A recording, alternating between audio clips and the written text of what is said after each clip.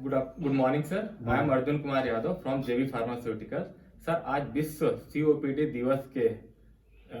दिवस पर हम आपसे इस बीमारी के बारे में कुछ जानना चाहेंगे। बिल्कुल। तो सर, सबसे पहले आप अपना हमारे दर्शकों को परिचय दीजिए, उसके बाद हम सीओपीडी दिवस पे कुछ बात करेंगे सर। नमस्कार अर्जुन जी, मेरा नाम डॉक्टर अंशुल केडिया है और मैं छाती एवं क्षय रोग विशेषज्ञ हूँ, भूतपूर्व चिकित्सक सुशीला तिवारी अस्पताल।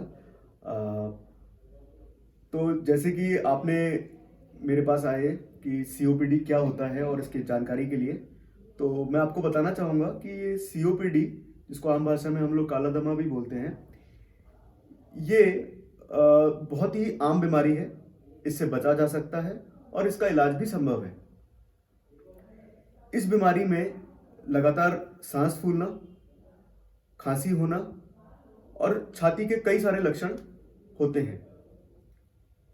इस बीमारी को पकड़ने के लिए स्पायरोमेट्री नामक एक जांच होती है, तो उस बीमारी से, उस जांच से हम इसको पकड़ सकते हैं। जी सर। और ये दमा से अलग होता है। जैसे जो एस्थमा है वो सीओपीडी में थोड़ा सा अंतर है। दोनों ही बीमारी में सांस की दिक्कत, खांसी होती है, परंतु जो काला दमा है इसके होने का कारण मुख्यतः सिगरेट पीने से, बीड़ी पीने से, धुएं में काम करने से, चूल्हे पे काम करने से होता है। और जो दमा है ये आपके परिवार में होने से हो सकता है। तो इसका जो कॉज है वो हेरिडिटरी है एस्थमा का।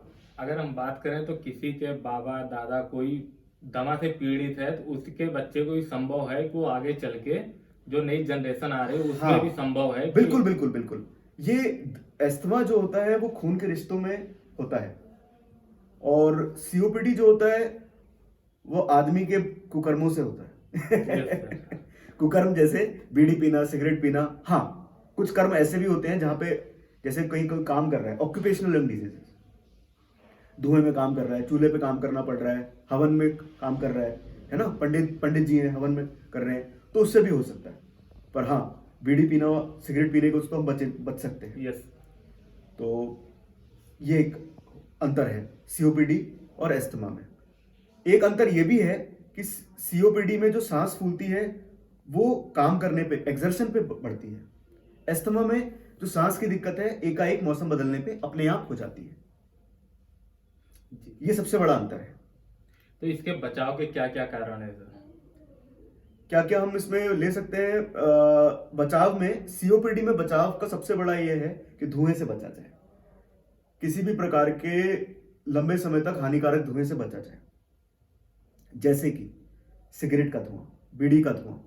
अगर आपके साथ कोई बैठा है जो बीड़ी सिगरेट पीता है तो उससे भी आपको हो सकता है, उससे आपको बचना चाहिए। आप अगर धूल धुएं में काम करते हैं तो मास्क लगा के काम करें।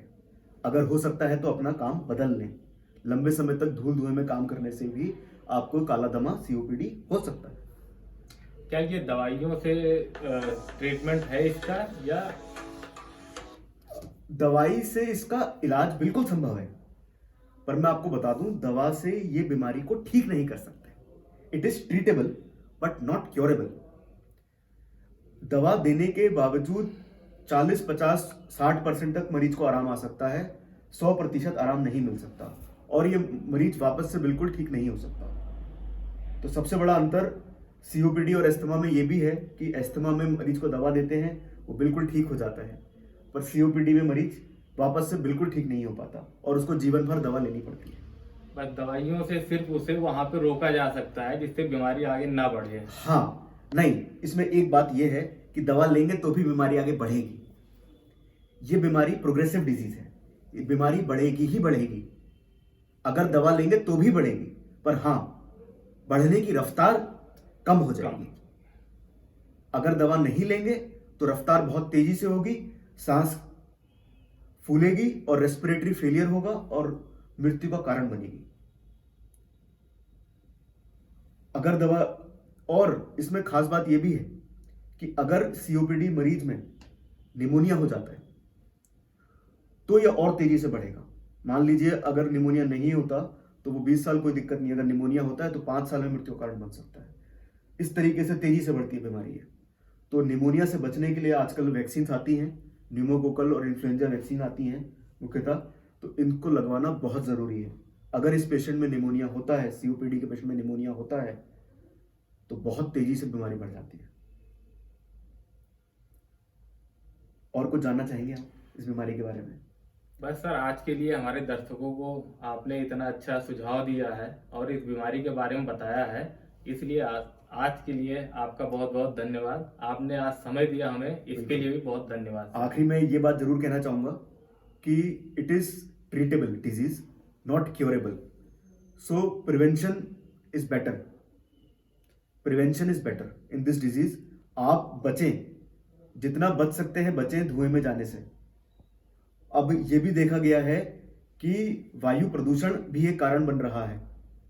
तो जो शहरों में वायु प्रदूषण है, वहाँ के लोगों के लिए तो मैं यही कहूँगा कि बहुत धुएं में जा रहे हैं तो मास्क लगा के जाएं, नहीं तो लंबे समय में आपको ये सीओपीडी नामक बीमारी हो सकती है। और जो वहाँ पे मुख्यतः रहते हैं प्रदूषित क्षेत्रों में सीओपीडी के मरीज, उनके लिए तो मैं कहूँगा कि जगह ही बदलने तो बेहतर रहेगा, क्योंकि उनके लिए जीवन बहुत कठिन हो जाएगा। जी सर, धन्यवाद।